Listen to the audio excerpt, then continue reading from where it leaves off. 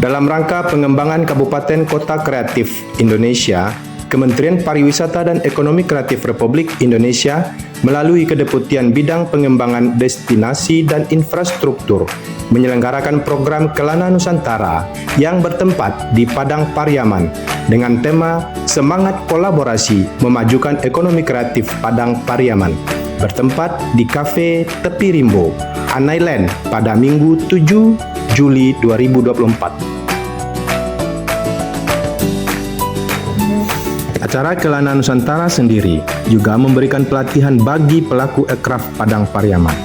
Turut menjadi narasumber pada acara tersebut Menparekraf Sandiaga Uno, Direktur Infrastruktur Ekonomi Kreatif Oneng Setia Harini, Kepala Dinas Pariwisata Pemuda dan Olahraga Padang Pariaman Muhammad Fadli, dan pelaku ekraf Padang Pariaman Kurotul Ayuni. Pelatihan memberikan motivasi bagi pelaku ekraf Padang Pariaman untuk terus berkembang dan naik kelas seperti yang telah dilakukan oleh Yuni, pemilik brand Arfam Durian yang membangun usaha kuliner duriannya dari nol.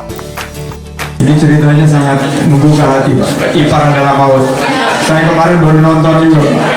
Itu kayak nonton film action, Pak. Setiap kali mereka melakukan adegan lumba-lumba itu, Pak, itu seluruh penonton di dalam bioskop itu berteriak histeris. Ini luar biasa. Sandiaga Uno juga mengharapkan terus melakukan pengembangan desa wisata di Padang Pariaman sehingga mampu bersaing dan go internasional. Mudah-mudahan desa wisata di Padang Pariaman menjadi salah satu desa wisata yang mampu go internasional.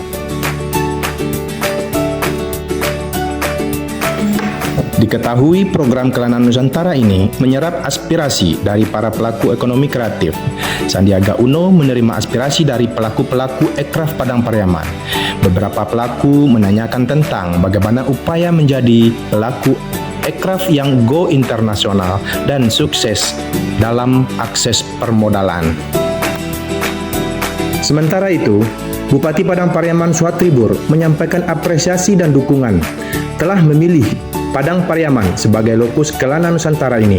Dia berharap Padang Pariaman terus mendapatkan perhatian khusus oleh Kementerian Parekraf dalam pembinaan dan pendampingan kepariwisataan dan ekonomi kreatif di Padang Pariaman.